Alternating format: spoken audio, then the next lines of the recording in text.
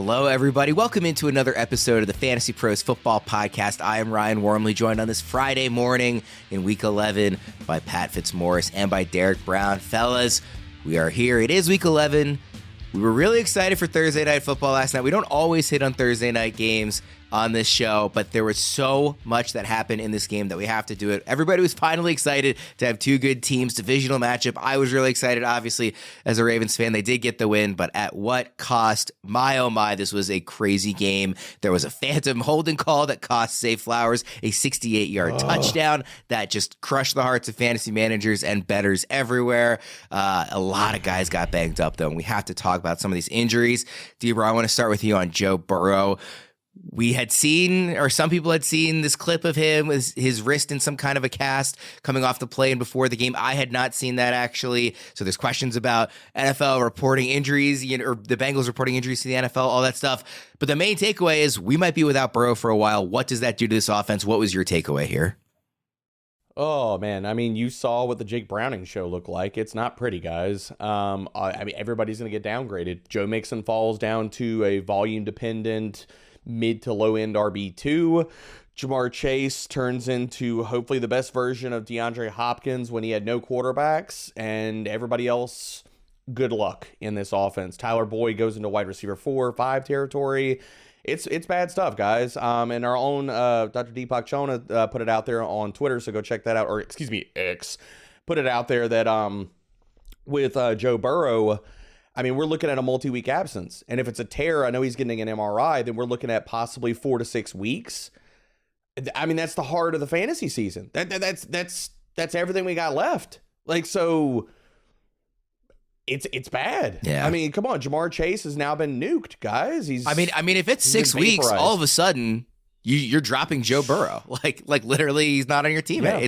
Which is nuts to think about. Yep. That A, they were at this point in the season, and B, that the injury could be that significant. I mean, yeah, it's brutal. It's tough stuff, Fitz, man. What are you doing with all the other Bengals skill players? Debro said it pretty well. I mean, Mixon, just because of the volume, is going to remain an RB2. But man, the passing game, basically Jamar Chase is where Garrett Wilson has been all season, where he's got to try to survive on bad quarterbacking, and he's good enough where he can probably be like a mid-range to low-end wide receiver too. But man, it's just so depressing because this was one of the fun passing games that you could be heavily invested in that could support 2 or 3 wide receivers. I mean, I was thinking about picking up Tanner Hudson in a couple of leagues this week, now that he has clearly become the tight end 1 there. But, if we're going from Joe Burrow to Jake Browning, I'm not too excited about picking up Tanner Hudson anymore. Yeah. I mean, maybe the Bengals knock on Joe Flacco's door. It seems to be the thing that all the NFL teams do. They're going to be the second Ohio team to do that. He's already in Cleveland right now, doing a workout. Joe Flacco being in high demand. What have we come to? On the other side, guys, I said this to Fitz before we started recording. Obviously, I was very happy to get the win, a big win as a Ravens fan, but it almost felt like a loss this morning after the Mark Andrews injury. I mean, great first drive, goes down right at the end, ankle injury. Harbaugh said after the game that it's very serious. Their prayers are with Mark, and that it's very likely a season-ending injury. It's not 100%, I guess, but we're assuming it's season-ending. That's a killer to this offense. It's a killer to managers who have struggled at tight end, but you draft Mark Andrews early so you don't have to play the tight end struggle game. Fitz, I'll start with you this time, but who are some tight end options you should be looking at if you're the Mark Andrews manager, and how much would you say this might even impact Lamar in the passing game? Well, you teased this by saying it's very likely Mark Andrews is out for the season. It could be a lot of Isaiah likely. Terrible about Andrews. Obviously, one of the top tight ends, a big blow to his stakeholders.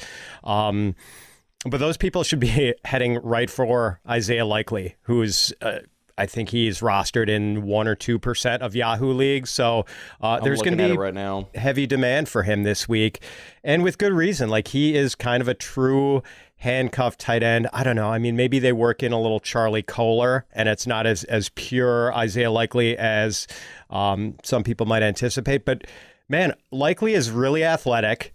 I think he earned himself some cred with the Baltimore coaches by blocking his tail off on that long catch and run that Zay Flowers had early in that game. Like, Isaiah Likely was downfield and he threw like 2 blocks. I'm surprised like Kirk Herbstreit and Al Michaels didn't pick up on that, but like Likely just gave a phenomenal effort on that play. So really athletic. We've seen him pop in the past, like last year. I'm anxious to see what he can do, and we know how important tight end is to the Baltimore offense. Yeah, Debro, Fitz mentioned Charlie Kolar. I think Baltimore really likes Charlie Kolar. They were drafted in the same round, him and Isaiah Likely. Yep. And Kolar's probably the better blocker, although Fitz did mention Isaiah doing a better job of that. But Likely is the guy, in this offense that is likely to get most of the receiving work at tight end, I would imagine. But what's your takeaway from this injury here? And is there anybody else outside of Baltimore that you would be looking at? So I pulled it up while Fitz was talking. Isaiah Likely only 3% rostered over on Yahoo, so definitely people will be rushing to pick him up. If you're at a spot where you don't have any fab or things like, and Likely gets picked up before you, 2 other names I'll throw out there below 50% that people can go to. Luke Musgrave is still out there. Good matchup this week, and we know the ceiling and the talents there. Pat Freiermuth also below 50%, so 2 other names just to monitor. But I think it's going to be the Likely show. And the other part about this, and I know we're very tight end centric, and we should be based off of how Baltimore uses their offense, but we saw Odell Beckham pop off of the big game last night. The other part of this is, what if the big fallout of this is not the targets go to Isaiah Likely, but we see the wide receivers get more of a bump? Zay Flowers gets an extra target or 2 or 3 every single week. Odell Beckham gets more in the mix. Rashad Bateman, who is a full-time player, now comes back to life as maybe a flex play every week. So for me, I think the fallout for me is more of, do we see maybe the running backs involved more in the passing game, and do we see the wide receivers get more of a bump? Zay Flowers in week 1, when Mark Andrews was out, had 9 catches on 10 targets. So to your point, They were very happy to go to him when Andrews was not in the game back in week 1. Guys, Lamar also got banged up in this game. He was limping a couple of different times on what looked like an ankle injury. Odell Beckham Jr. had a shoulder injury with a late tackle despite his great game. Is there anything on either of these guys that concerns you, or do we think the Ravens have a bye in week 13? So they play in primetime this upcoming week against the Chargers, and then a bye. Is there a chance maybe the Ravens kind of try and sit them to just get through to that bye, or do you think they're kind of okay? Can Todd Monken not call design run plays when his quarterback's already got an ankle issue? Can that not happen? Because, that feels like that would probably be, what's the word? Smart. Yeah. Smart. But, no, I think that really they're probably going to gut it out and go out there. Maybe they do the wide receiver rotation with these guys if Odell is able to play. But, we're just hoping they get at least healthy or can stay healthy enough to the bye. Yeah. All right. Let's do a quick palate cleanser here. We have a poll on Spotify from last week's show. Is Star Wars The Last Jedi a top 5 Star Wars movie? Our producer John sent me the results this morning. The official voting tally is 42% said yes, it is a top 5 Star Wars movie. 57% said no. So that is, I expected to get a lot more pushback, honestly. 42% is not bad. I feel like John gave John gave you a layup because he said top 5. Why is that a layup? If he would have said top, how many Star Wars movies I don't know, are like there, Worm? 10 or 11? That is a layup. If he'd have said top 3, oh, well, he said top 5. Would have been He said top 5. This is what we got. I feel very much Just like saying. in Arrested Development when Tobias is like, he there are helped you dozens out. of us. Like, I'm not the only one. Helped you out. He helped you Fitz, 42%. That's pretty good, right? Yeah, that is higher than I thought it was going to be, Worm. I guess you can victory lap this, even though it's not a majority. Yeah, it's an emotional victory lap for me on that one. Okay, let's jump into the show here. This is our matchup preview show. We'll be running through key questions for every single game remaining on the Week 11 slate. There are 4 teams on bye: Falcons, Colts, Patriots, and the Saints. Let's start with game 1 here. It's a doozy in terms of a lopsided game. Cowboys at Panthers. My key question here, somewhat under the radar, although, Debra, I know you were tweeting about this the other day. Dak Prescott has 4 straight top 3 finishes at the quarterback position in fantasy. His rest of season schedule is filled with friendly matchups. If you look on Fantasy Pros, where they highlight it in red if it's a tough matchup and green if it's a friendly one, it's all green the rest of the way. Where should he be ranked at quarterback rest of season, Debra? I've got him at QB4, nestled right behind Jalen Hurts, Patrick Mahomes, and Josh Allen. And if that's not where he needs to be, somebody needs to tell me why. I mean, he's been a top 3 QB, like you said, Worm, in each of the last 4 games. Dallas is running. They've evoked Kellen Moore thoughts and ideas in this offense. So shout out to Mike McCarthy for changing up the offense. I mean, I know we don't talk a lot very highly about Mike McCarthy on this show, but that was a really smart move. And they are leaning into the passing game, and the pace has been fantastic. So if it's not QB4, you got to tell me why not, Fitz. Yeah, Fitz, he's down at QB9, just to preface it, in the rest of season rankings, according to the expert consensus. He's behind those main 3. Also, Lamar, Tua, Burrow, who will go down. That just hasn't adjusted yet. Herbert and Stroud, actually. So where would you have him? Yeah, I mean, he's ahead of Stroud. I've already moved Burrow behind him. I've got him at QB7, in addition to the big 3 of Mahomes, Hurts, and Josh Allen. I've also got Lamar and Tua ranked ahead of him, which I'm going to keep that way. The one I'm debating is right now I've got Justin Herbert ahead of him, and that might not be right. This does feel like sort of a permanent change in the offensive MO for the Cowboys and for Mike McCarthy and Brian Schottenheimer. I'm here for it, man. I mean, CeeDee Lamb over his last 3 games, 44 targets, 34 receptions, and 500 receiving yards in his last 3. Keep on slinging it, Dak. This is fantastic. Oh, baby. Yeah, it's awesome. I do have a second question in this game, just to hit on the Panthers side. Frank Reich is taking back play calling duties for Carolina. Do we think that's going to matter, A, in the long run, but B, specifically against a defense like Dallas's, Fitz? Probably not, but it might matter for the Panthers' most viable fantasy asset of 2023, Adam Thielen. With Frank Reich calling the plays in weeks 1 through 6, Thielen averaged 84.8 receiving yards per game. With offensive coordinator Thomas Brown calling the plays for the Panthers in their last 3 games, Thielen averaged 47.7 receiving yards. And I mean, part of it is average depth of target. With Reich calling the plays, Thielen's ADOT was 7.8 yards. With Brown calling the plays, 4.2 yards. And hat tip to Dave Kluge of Football Guys, whose tweets pointed out the ADOT dip with Thomas Brown as the play caller. Debra, we touched on this a bit on the Thursday show yesterday with Erickson, and you were sort of thinking that you were not really caring about the play calling change when it came to Adam Thielen, at least for this week. Is that still kind of where you stand? Yeah, I don't care unless Frank Reich is going to go out there and be a wide receiver 2 for this offense, and he's going to run routes and get open. I don't think it matters. Like, the offensive line is still bad. They have no run game. Looking outside of Adam Thielen, who, I mean, look, he goes as Bryce Young goes. And I think more of the Adam Thielen dip that we're seeing has not been so much of the play calling, but the fact that Bryce Young is still not playing good football. And I don't know what the answer is. It's not the play calling. It's I don't know. It's this team is not very good. So I don't see this improving that much for Adam Thielen. I think that you see some of these, I'll say veteran wide receivers. I'm not going to use the term old. Don't be nice here.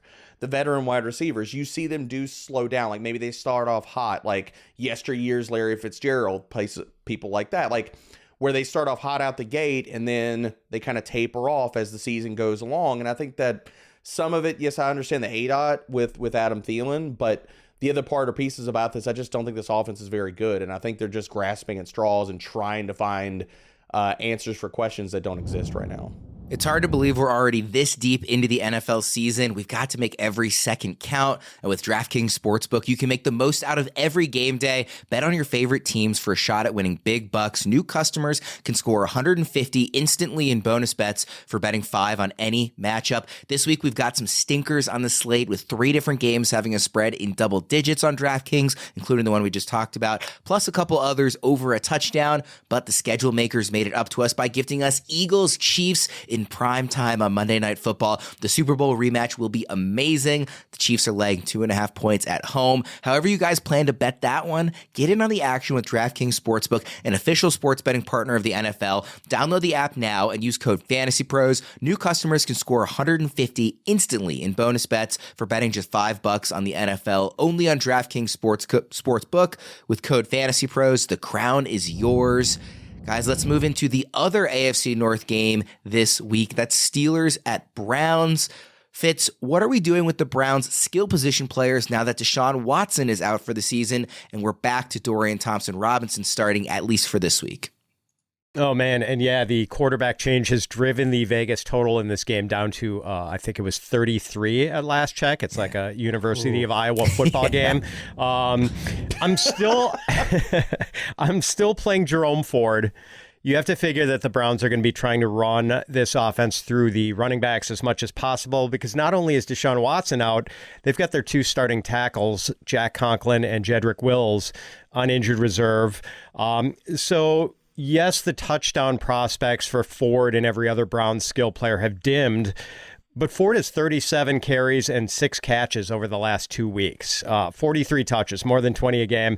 And you have to figure he's going to continue to touch the ball quite a bit. I think Kareem Hunt at least stays on the flex radar for the same reasons. And then, Amari Cooper, we were just talking about this with Jamar Chase, good receivers who are just totally hamstrung at quarterback. And we know that Cooper isn't on Chase's level anyway, so he goes from like a pretty dependable wide receiver 2 to like kind of a dicey wide receiver 3. And look, I really don't want to play David Njoku anymore. He actually had the best game of any pass catcher when Watson was hurt back in week 4 and Thompson-Robinson had to make a start on very short notice. Njoku had 6 catches for 46 yards that day, but by no means do I want to rely on the DTR to Njoku connection going forward. I actually asked both of you guys earlier this week for your opinions on a dynasty trade I was offered, and I ended up trading for Amari Cooper like 12 hours before this Deshaun Watson news came out. It's all your fault, Worm. So that Brutal. It's all your fault. That Just was saying. Killer timing. We went through the history, you and I, and the list of players you've traded for that have just all of a sudden come up snake bit. I traded for Deshaun Watson in that league like 3 weeks before the initial, massage story broke too. So I have some killer luck in that league with trade timing at least. D-Bro, Amari Cooper, and the rest of these skill position guys, what are you doing? I'm with Fitz on this. Njoku falls to being a tight end 2. Amari Cooper he's a low end wide receiver 3, heck, maybe even a high end wide receiver 4, because this offense could just tank if DTR can't support anybody. And Cleveland could just turtle, man. They could just go into their shell and could just say, look, we're just going to run the ball. So Jerome Ford, still an RB2, could actually be a bump for him in that they lean on the run game a little bit more. But yeah, it's not good, guys. Worm, can I take 30 seconds to address the people whose fantasy teams are 3-7, but they're still watching this because they like consuming fantasy football shows? Yes. For 2024, put Amari Cooper on your draft list because this guy is good. He's perennially underrated as it is, and now this is going to kill his numbers the rest of the way. So people are going to look at the stats next year, and they're going to rank him lower than he should be. I already know that I'm going to draft a lot of Amari Cooper in 2024. Yep. That's a damn good call because Deshaun Watson, when he has been under center, I mean, Cooper, I had to amend the blurbs in the primer like 4 times after the Watson news came out. And then I was like, oh, okay, well, PJ Walker's going to start. And then the Browns were like, no, it's DTR, baby. Yeah. But Cooper has been so dependable, like at 90 or more receiving yards in almost every start Watson's made. I love that call, Fitz. This game is a perfect opportunity to talk about this year's Fantasy Over-Under Challenge presented by Betting Pros. Each week, the guys will be making over-under picks for 10 different players for how many fantasy points we expect them to score. Submit your picks at fantasypros.com/challenge to play along with the guys so you don't miss out on the chance to win awesome prizes. One of this week's players is Jaylen Warren, coming off his first career 100-yard game, which D-Bro actually predicted last week on the Thursday show. So very much he gets his props for that one. His line this week is set at exactly 10 fantasy points against the Browns. Do we think he goes over again, D-Bro? The Jaylen Warren whisperer says he's been over. A lock for 11 to 12 points. Now, if it were to happen, he gets the 60% share and not the 50% share this week. I mean, he's a stone lock. Give me the Fitz, over. are you also over? Yes, I'm over, and I should probably take this this time to bend the knee to Debro, because I said before the season that Najee Harris, the Jaylen Warren threat was being overplayed, and Debro was totally right about that. I was wrong, and heaven knows I've lorded the Cortland Sutton call over him ever since last year, so, I've got to... accept my defeat here. Debro's really hit an oddly high number of players he planted his flag on this year. Puka, CJ Stroud, Jaylen Warren. He's having a strangely good year. I don't know what's going on. Tank Dell, yes. Sam Laporta. Sammy Ballgame, yes. Boys. Yeah, the list goes on. It's been a good time. Yeah, he had a good summer. Bears at Lions is our next game here. Key question. Justin Fields is back this week. I don't know if they've said like 100% if I missed it, but he's going to be back this week. Will he ignite the Bears offense right away, and more specifically help DJ Moore start producing again, Fitz? I'm optimistic. I mean, you never know what you're going to get from Justin Fields as a passer in any given week, but he and DJ Moore were clicking early in the season, and Moore's productivity has really been capped by Tyler Bagent, who, give him credit, he certainly didn't embarrass himself as an undrafted rookie, but clearly has a long way to go as an NFL passer.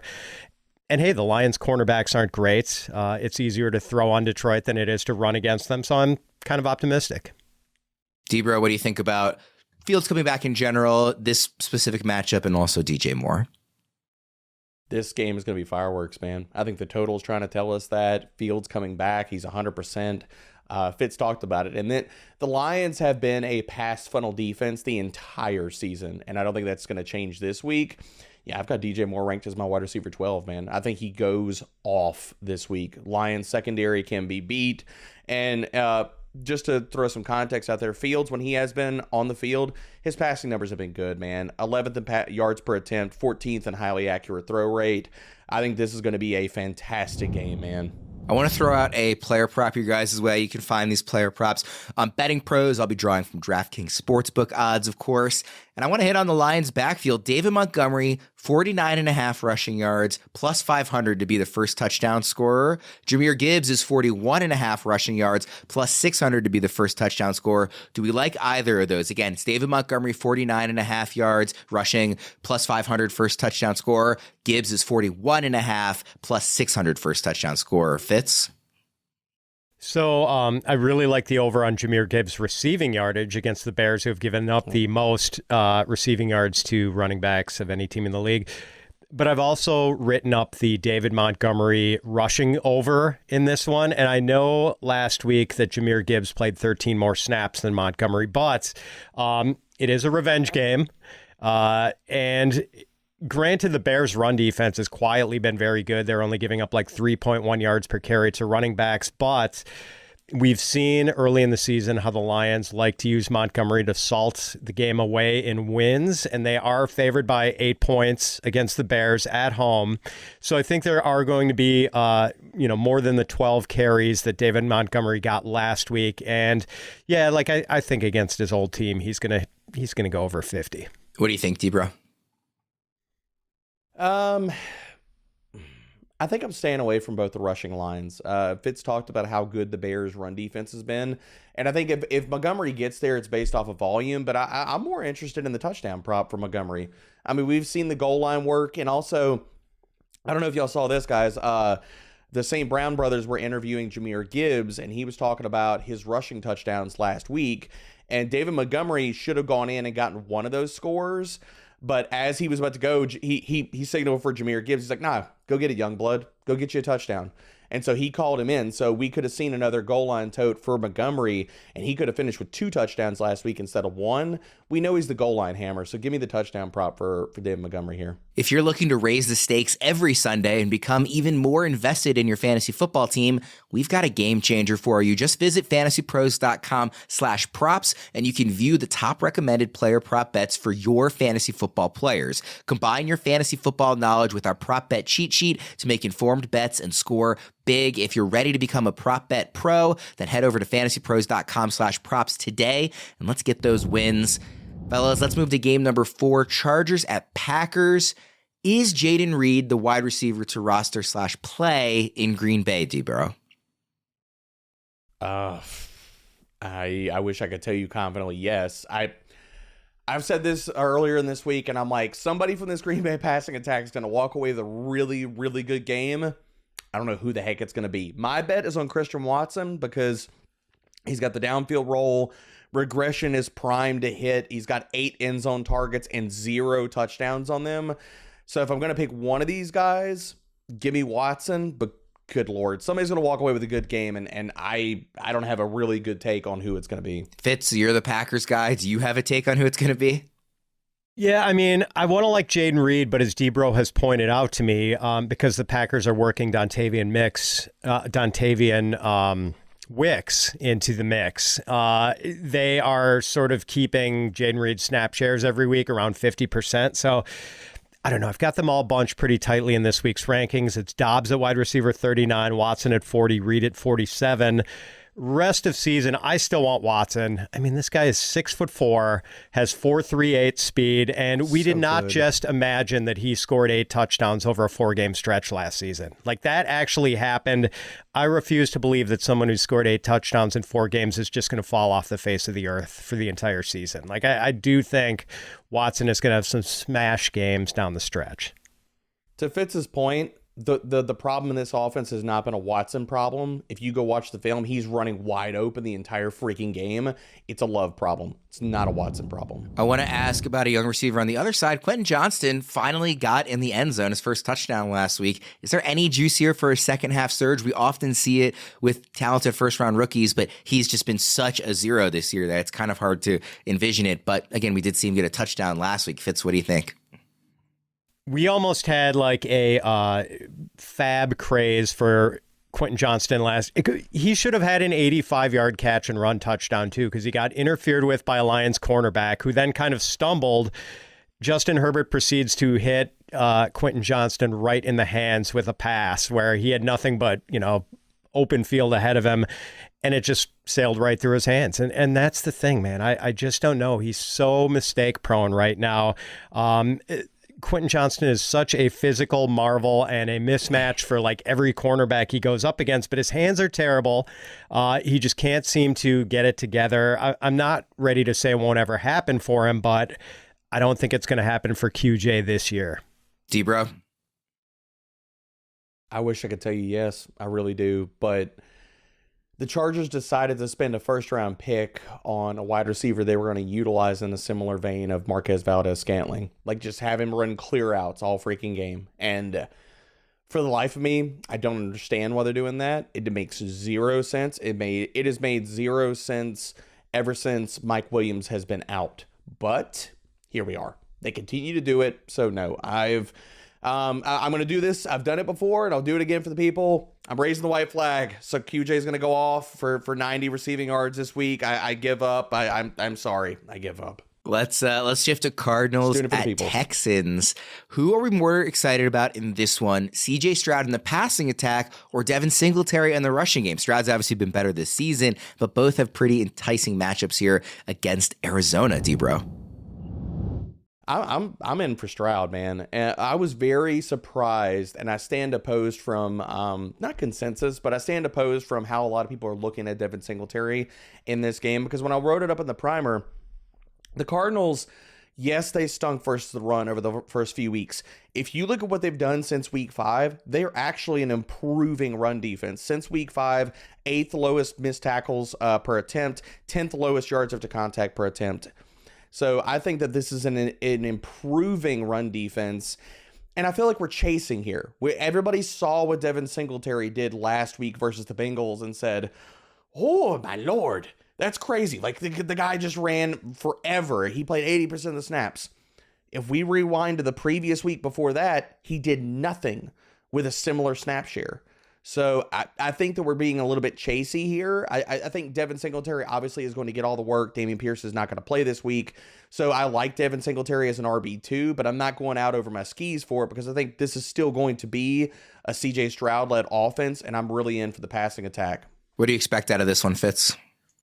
Ditto on everything Debro just said about Devin Singletary. It's CJ Stroud in the passing attack. I mean, we might have just lost Joe Burrow for multiple weeks. There just aren't that many fun passing attacks left. And suddenly the Texans have, a top 6, top 7 passing attack in the league. Who could have thought that back like in August or July? No one. I mean, it's great. So, yeah, I'm excited about Stroud and company. Let's go to another Betting Pros over-under challenge here with Kyler Murray coming off a QB 13 finish in his first week back off IR. His line this week is set at exactly 20 fantasy points against the Texans. Debro, what do you think Kyler Murray gets? Going over, baby. He got 18 fantasy points last week and he didn't even throw a passing touchdown. What do we think he's going to do in a shootout game script and a really good matchup? Give me the over. Fitz, where are you at on Kyler for the week? I'm not sure where he's ranked in the consensus or where you have him. Yeah, I'm below consensus, unfortunately. I guess I got to go under. Like, I would not be shocked at all if he went over this, but I think under's the better percentage play. It looks like he's actually QB 14.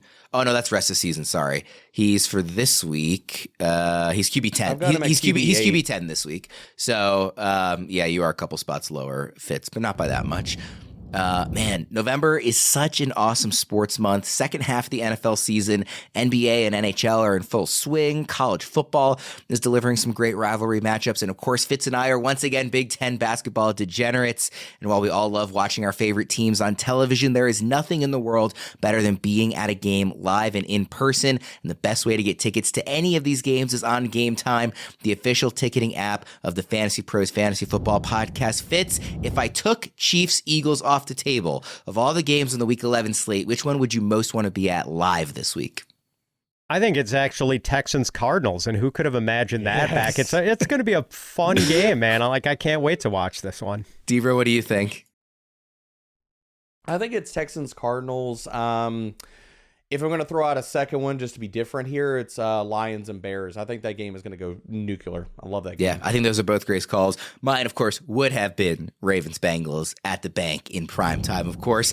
I am on the Game Time app right now, and tickets are still available for your guys' games, of course, not my pick. It even shows me what the cheapest options are, and I can also see from the seats right away the view without having to click through a bunch of times to understand just what it is I'm paying for. For last-minute amazing deals on tickets, to see your favorite football team, download Game Time, download the Game Time app, create an account, and redeem code FANTASYPROS for $20 off your first purchase. Terms apply. Again, download the Game Time app and enter code FANTASYPROS, all one word, for $20 off. Download Game Time today. Last minute tickets, lowest price guaranteed.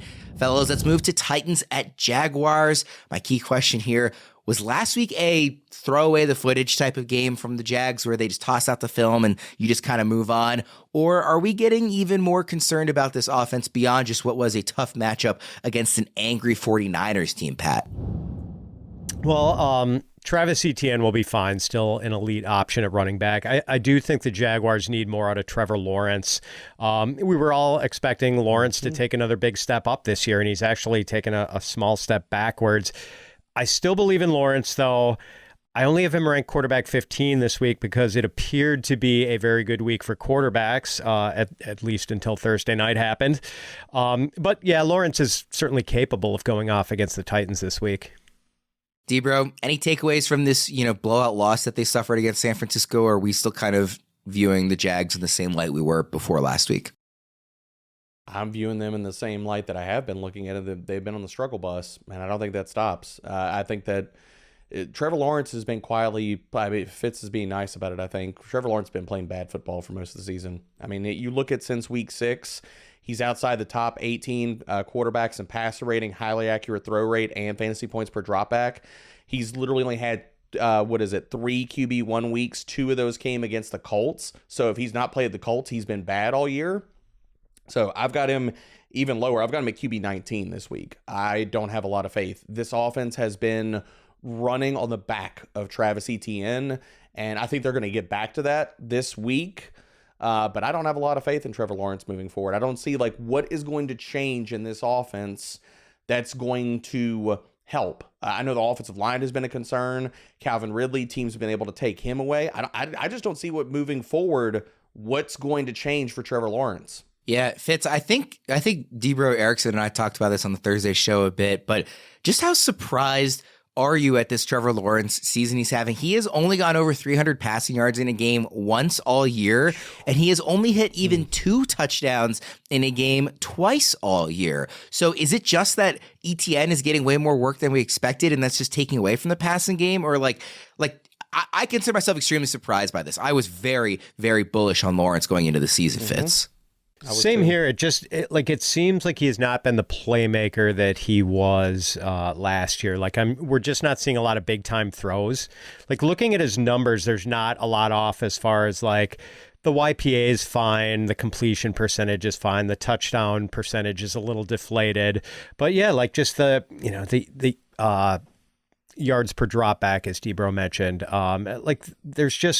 He's missing the big plays that so many of these other top passers are. Like, I mean, how many big time throws has CJ Stroud made this year compared with Trevor Lawrence? Like, it's not even close. So we have to see a little more hero ball from Trevor Lawrence, quite honestly.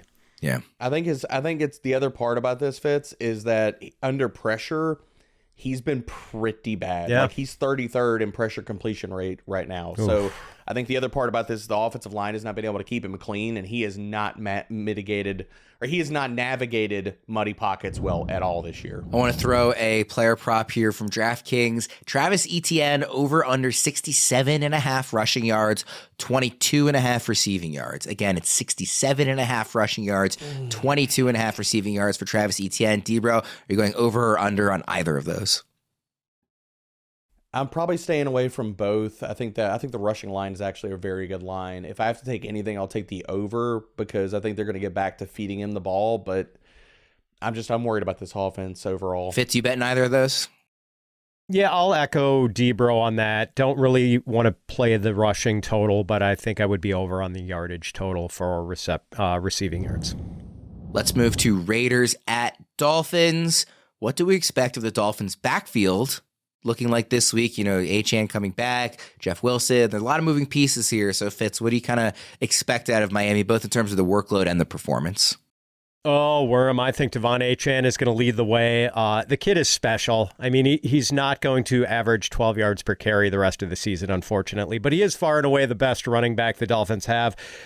And I would not be surprised if we saw less of Raheem Mostert than everyone is expecting.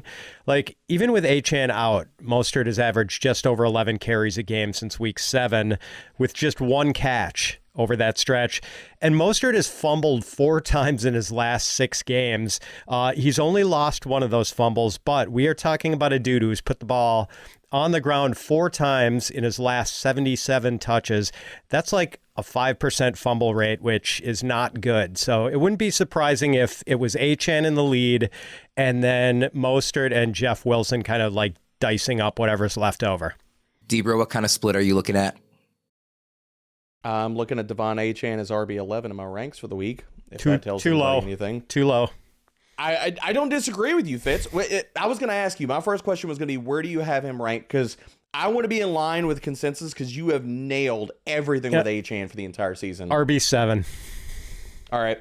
I'm bumping him up. I'm putting him at RB7 right behind Jameer. You guys are both higher than consensus for the record. Right now, in half PPR, he's at RB12. I don't know if that's just some hesitation with the injury or not, because obviously he's way surpassed that in every game he's played fully healthy this season. The thing I want to throw out here too is that how many times do we see running backs when they come back from injury? It's not, the narrative is always, we're going to ease them back in. They always usually come back to full workloads. This was his backfield, and he's done nothing to lose it. Fitz laid this out perfectly. If anything, Raheem Mostert has done all the things when he's been out to lose the backfield. So Etienne could walk back in, and this could be even more of his backfield than it was when he left.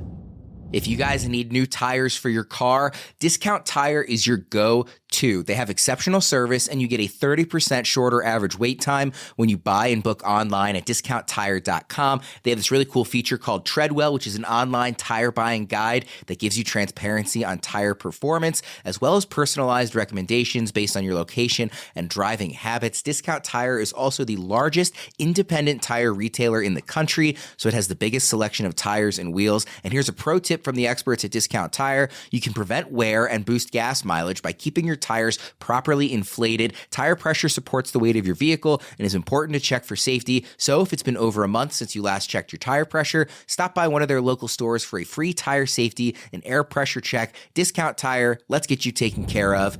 And let's move to game number 8, Giants at Commanders. This is an ugly one.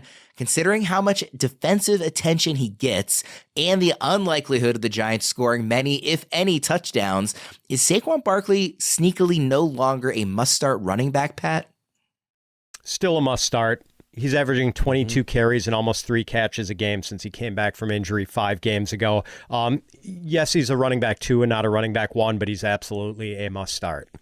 Debra, where do you have him ranked both this week and moving forward? This week I've got him ranked at he's at RB11 for me right now, but I've bounced. He's been everywhere between mid RB2 to low end RB1. I mean, Fitz hit it perfectly. The volume is there. The matchup is not great. Like, the Giants should be able to move the ball through the air versus the Commanders this week. So you're going to see a better output, and that's going to mean scoring opportunities for Saquon. Rest of season, I've got Saquon at RB20. So I think that he's an RB2. I think even if you're just looking at the landscape for the running back position right now, who else are you starting over him that you're like, okay, he's going to get more volume, he's going to produce better? I'm still starting Saquon weekly. I want to ask you guys quickly, and I didn't tell you I was going to ask this question, but on Sam Howell, because you guys are roughly in line with consensus. He's QB 15 this week. I think you guys are 1 or 2 spots higher compared to ECR. I'm not sure why he's not higher than that. If you look at his where he's finished at the position going back several weeks, QB5, QB7, QB23, QB1, QB10, QB4. So 5 of the last 6 weeks, he's been well ahead of that. And the Giants are not some crazy good defense or anything. So why is he not a little higher in the rankings, do you think, Fitz? Because people make the mistake of trying to project game script, and they're imagining the Commanders having this massive lead over the Giants and taking their foot off the gas in the fourth quarter.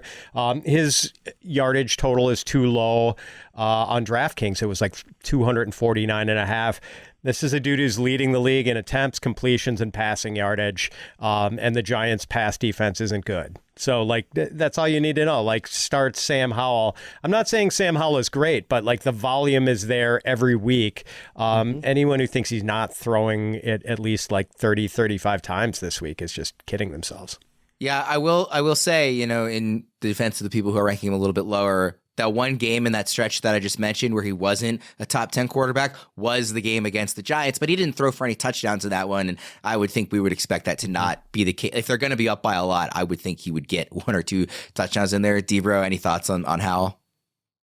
I mean, I've got him at QB 14, but it's not because I don't like Sam Howell. It's because there's so many quarterbacks in really good freaking spots this week. And it just comes down to there's only 12 guys I can rank inside the top 12.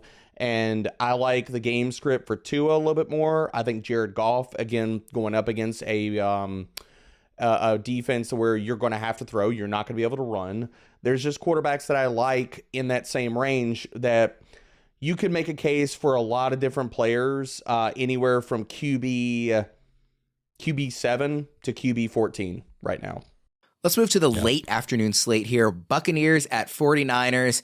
My question is on a guy that we haven't really talked that much about on the show because he's just been an obvious must start every week. Brandon Ayuk, who is ranked as a top 15 wide receiver basically every single week, but he hasn't had more than 5 catches in a game since week 4. He's only topped 80 yards once in that stretch, and last week was his first touchdown catch since week 1. So should we be lowering expectations despite the fact that he looks awesome and every time they throw the ball to him, his efficiency numbers are great, but he's not actually producing that much given the relative lack of volume. So are we a little too aggressive on him ranking each and every week, Fitz? Yeah, this is a great topic, Worm, and this was something I was thinking about when I was putting my rankings together this week. Yes, probably we are over-ranking him. The thing is, Ayuk is really, really good and could probably be a bigger star on some other team, but the 49ers have such crazy skill position talent, and Kyle Shanahan is sort of like the good version of Arthur Smith. Like, Shanny's play calling spreads the ball around in unpredictable ways, but at least with Shanny, the ball is going to guys like McCaffrey and Debo and Ayuk and Kittle. Arthur Smith is spreading it around to Jonnu Smith and Kadero Hodge. And look, the Falcons are on bye, and I'm still finding time to trash Arthur Smith. That's how much the guy's tilted me. Keep going. This you year. Get the next 30 minutes to do that, Fitz. It's all you. Yes, Worm, we probably should lower expectations for Ayuk because there hasn't been enough target volume to support his candidacy for wide receiver 1 status. That said, he could absolutely crush the Buccaneers this week. Like that, he could be a Yahtzee play in week 11, no question. Debra, where are you at on Ayuk? I've got him at wide receiver 10 this week. I wrote it up in the primer. The biggest problem for Ayuk is that he has pretty much no red zone role. So he's going to have to get there via deep passing. But this is one of the matchups where he can do that. Again, I covered all this. The coverage data is massive for Brandon Ayuk. You look at Tampa Bay has allowed the 6th most deep passing yards, 3rd most deep passing touchdowns. So all of this in the wheel basket for Ayuk, as well as over the last 3 games, 10th highest rate, 57% of their snaps in single high. Versus single high, Brandon Ayuk just decimates it, man. 28% target share, 46% air yard share. So I think Brandon Ayuk is going to crush them this week. So you can't talk me off the ledge this week, but I understand tempering expectations moving forward. Yeah, and obviously it's not like a knock on Ayuk the player. We all think he's an absolute stud, and obviously it's a great offense. The other part of that, though, Worm, is that 49ers have crushed opponents. Like, if they didn't just absolutely boat race the Jaguars and they could have pushed back at all last week, Ayuk could have had a bigger game. I think that's something that's getting lost in the sauce, is the fact that the 49ers are just beating the pants off of everybody. And if we had more competitive games back and forth, Ayuk's numbers would probably look a lot different as well. I've got another player prop to throw out from Betting Pros. Again, this is DraftKings Sportsbook odds. Mike Evans, over under 55.5 receiving yards in this one, Debro. I think this is a big Chris Godwin week. I think the line is spot on. I'll take the over just because I think Tampa Bay is going to have to throw the ball, but I would be staying away if I had to bet. Fitz, over or under 55.5 receiving yards for Mike Evans?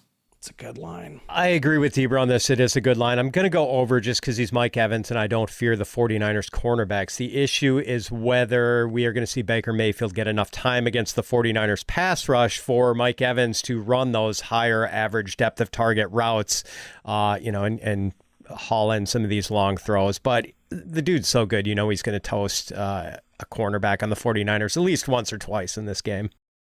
Can we talk about so we kind of hit on the hits from the offseason? I will own the L. It was a big miss. I was off of Mike Evans the entire offseason. Same. He has absolutely put me in a body bag with that. So kudos to Mike Evans. He has not fallen off. He's been fantastic this year. Yeah, I was surprised. I don't do rankings, but I was also quite surprised by that. I was very much in line with you guys. Props to Baker Mayfield for supporting him also. Yeah, for sure. Let's go to Jets at Bills. And guys, this one was a really easy key question to come up with.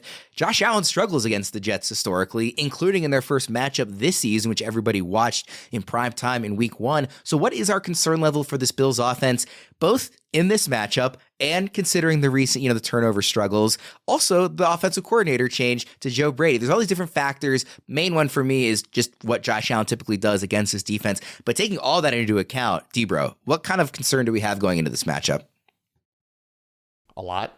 I'm not going to say that I did it because I considered at one point looking at ranks this week of bumping down Josh Allen to like a low end QB1 because of the matchup, because of this offense. That's something that I think it's been lost a little bit this year. This is nothing new. This offense has been dysfunctional the entire year, from not using Dalton Kincaid to them struggling as an offense. Like they seem like, I mean, really like a soldier without a cause. Like they don't have an identity. It's we trying to be a running team with Latavius Murray. You really think that's a good idea? They're not running at a high pace. They're trying to pass the ball, but then they're forcing it. Like, it feels like it's been 100% struggle bus for the entire season. I know the numbers have been good, but if you've watched any Bills game, where have you been like, oh man, they're cooking, Josh Allen is crushing, like, it's wheels up? It's not. Everything's been a struggle. It's been so back and forth. Like, they'll have a hot, like, good 2 drives where Gabe Davis comes out with a deep reception or something like that, and then they go into turtle mode for the next 3 drives. So I've got a lot of concern. I think Joe Brady is an upgrade over Ken Dorsey. I think they're going to do some smarter things, and I'm very curious what we're going to see out of James Cook usage moving forward. Are they going to get away with this whole like Latavius Murray stuff that we've been seeing and things like that, and just put the ball in one of their best playmakers' hands and say, look, go be special? Yeah, I think it's a good question. Fitz, I want to get your opinion both on the matchup specifically with the Jets and also on the change to Joe Brady. Everything Debro said about the Bills' offense is correct, but I'm still sort of taking the leap of faith that I've got Josh Allen at QB3 this week. I think he can still have a good fantasy day by making it work with Dalton Kincaid and James Cook, because we know the Jets are going to throw blankets over the wide receivers. That's just what they do. So a lot of Kincaid, a lot of Cook, and some running for Josh Allen, of course. And Debro was right. Like, Cook is the guy whose usage I cannot wait to see under Joe Brady, because on one hand, Joe Brady spent a lot of time preaching to the media the other day about the evils of turnovers, which almost seemed like it was a shot across James Cook's bow as far as how much he's put it on the ground this year. But on the other hand, Clyde Edwards-Helaire was a freaking superstar at LSU with Joe Brady calling the plays. And then Clyde Edwards came to the NFL and joined the Chiefs, this very high-powered offense, and we learned that CEH just wasn't that good. And if Joe Brady could make CEH look like a star, what might he be able to do with a more talented back in James Cook? That's a great call. I had in a matchup where you can run the freaking ball against the Jets too. Yeah. That does not need to get lost here. The Jets' run defense has not been good. Their secondary has. Their run defense has not been good. So let's hit one last Betting Pros over-under challenge here with James Cook, who was on the slate this week, coming off a weird game where he was in the doghouse for fumbling part of the time, as we mentioned, but he looked explosive when actually getting touches. Obviously, the Joe Brady change now. His line this week is exactly 11 fantasy points. Do we think he goes over or under that against the Jets, Fitz? God, I don't know how I can say under after what I just said, but it does. It does seem like that's too high, though. Like, that's a higher total than I would have expected. So I have to say under. Debro, 11 fantasy points in half PPR, over or under for James Cook? I'll do it for you, Fitz. I'm going over. I'm taking the over. All right. I've got James Cook as my RB17. I'm going over. I'm going to say that, look, and to put respect for James Cook, those are the first 2 fumbles the entire season for James Cook. So I think they're gonna move the offense more in his direction. Give me the over. Let's go to Seahawks at Rams. Early season darling Puka Nacua, Debro's favorite, had 6 or fewer fantasy points in 3 of his last 4 games prior to the Week 10 bye for the Rams. Do we think he bounces back against Seattle, Debro, or is this pattern something we should maybe be a little bit worried about? Is Matthew Stafford playing this week? I assume that's a rhetorical question.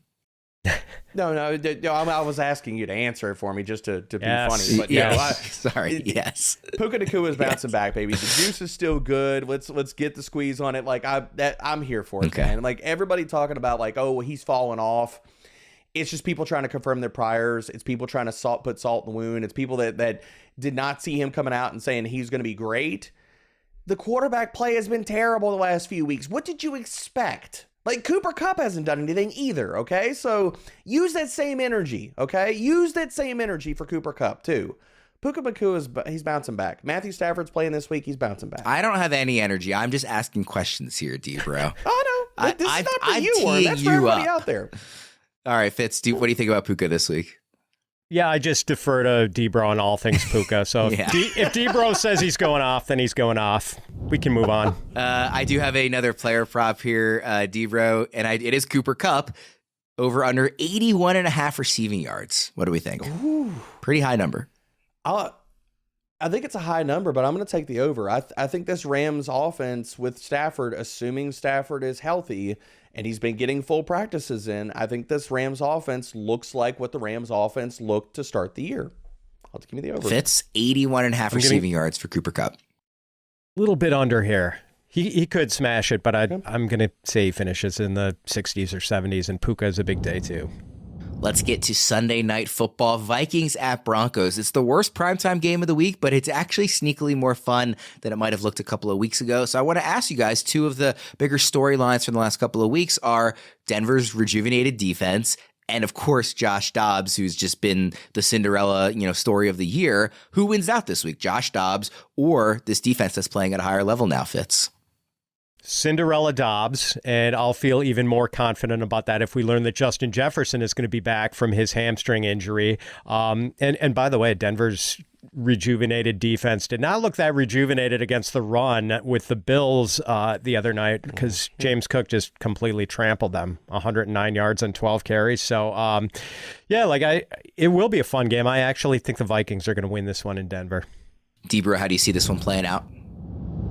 I think Ty Chandler's going to have a day. I have him at RB 18 right now, and that might feel like it's a little bit too low because you can run all over Denver. I think Josh Dobbs keeps the Cinderella story going, both with his legs and Denver. Even if we want to talk about the cornerbacks are playing much better, they still can't stop any tight ends. So assuming TJ Hawkinson, we just saw him go full Travis Kelce mode. If he's healthy enough to play, he's going to go off again this week. Well, Debra stepped on my second question here, asking how aggressively we're going to be ranking Ty Chandler. That was a lead-in, Worm. That was a lead-in. We'll call it a tease. Well, you're a pro. How aggressively are we ranking Ty Chandler both this week, but really rest of season? And before you guys answer, we do have a poll on this one as well from one of our shows earlier in the week. The poll, you can find these on Spotify and vote in them each and every week.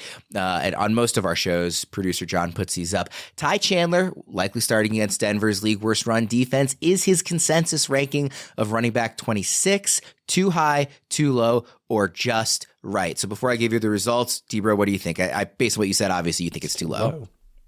Yeah, it's too low. Fitz, is RB 26 too high, too low, or just right? It's too low, and I think people will recognize that. So the most common vote is just right. That got 44% of the vote. Too low is next highest at 38%. Too high, just 17%. So most people think it's just right or too low. That's over 80% of the vote is one of those two options. So back to the original question, Debra, since you teased us, I'll go with you first. How aggressively are we ranking Ty Chandler rest of season? I've got him at RB 36 right now, and that's one spot ahead of Alexander Mattison. I don't know where ECR sits on him, but I think you can make a case for him anywhere between RB 26 to 36 right now. Fitz, what do you think? I'll pull up rest of season ECR while you give your take. Oh, see, I'm lower. I've got him RB 45 rest of season. I've got him inside my top 20 for this week, but I just think that it's back to Chandler being a committee back once Mattison clears concussion protocol. So he's down at RB. Who do you think the rest of the season guy is for the rest of the season, though, Fitz? Do you think, like, mind's eye, who leads them in carries the rest of the season? Is it Chandler or Mattison? I think it's Chandler pretty, like, by a decent amount. If he blows out this week, I think he could take over the lead, but maybe that's where I'm wrong here. Maybe if he blows up. I mean, if I had to put money on it, I'd probably bet Mattison, to be honest with you. Okay. He is still down at RB 54 rest of season. I think part of that's still catching up to, the recent developments. I don't think that's fully, although he has jumped 16 spots in the last week. So he's moved up, quite a bit, but I think that will probably continue to move up more. I don't know if it will get all the way to the, the 20s, right? But I don't think it's going to stay in the 50s. I think when Mattison gets ruled out this week, probably for the concussion, I think that it's going to move up a little bit. I think you're probably right. Okay, let's wrap up with Monday Night Football, the amazing game of the week. Eagles at Chiefs. This is another super fun, just start everybody you can game, right? There's no cause for concern for any of these guys. Well, I mean, I don't want to start any Eagles tight end with Dallas Goedert out. I'm not starting Jack Stoll. And I don't really want to start any Chiefs wide receiver not named Rashee Rice. But otherwise, come one, come all. All right, so since that's, right, we're starting all these guys anyway. Instead of a main question, let's just have a little fun. We'll wrap up the show with one bold prediction about this awesome primetime game. Fitz, I'll start with you. Oh, bold prediction. Well, look, it's Meet the Parents night for Travis Kelce. Apparently, Kelsey's parents and Taylor Swift's parents are going to meet for the first time. And Kelce just goes off whenever Swift is in attendance. So I'm going to say that he goes for 150 yards and 2 touchdowns against the Eagles. Nice. Love it. D-Bro? I didn't know we were having a family meeting at this game. Thank you, Fitz, for letting me know. I need that in my life. I'll go bold here in versus what consensus thinks about this run defense. I'm going to say Isaiah Pacheco runs for $150 and gets 2 touchdowns this week. If you look at what the Eagles' run defense has done over the last few weeks since week 5, they've taken a big step back. They're allowing the 6th highest explosive run rate. They're 5th highest in missed tackles per attempt. So this is a sneaky game for Isaiah Pacheco to go off. I'm going to throw out a bold prediction as well. I'm going to say, and it's not going to sound bold because he's ranked as QB1 this week, but I'm going to say that Mahomes actually does finish as QB1 this week, which he's only done once this season. And if you go back the last 6 weeks, he's actually, 6 games because one of these was a bye, but the last 7 weeks, 6 games, he's only been over 20 fantasy points once out of that time. It was this huge game against the Chargers. So I'm going to say this is another huge blow-up spot. Again, Super Bowl rematch. He wants to come out strong. He wants to let his buddy Travis Kelce have a big day. I think he actually does finish QB1 for just the 2nd time this season. Guys, great show. We will wrap it up there. For Fitz and D-Bro, I am Ryan Wormeli. Thank you, everybody, so much for tuning in. Good luck this week, and we'll see you again next time.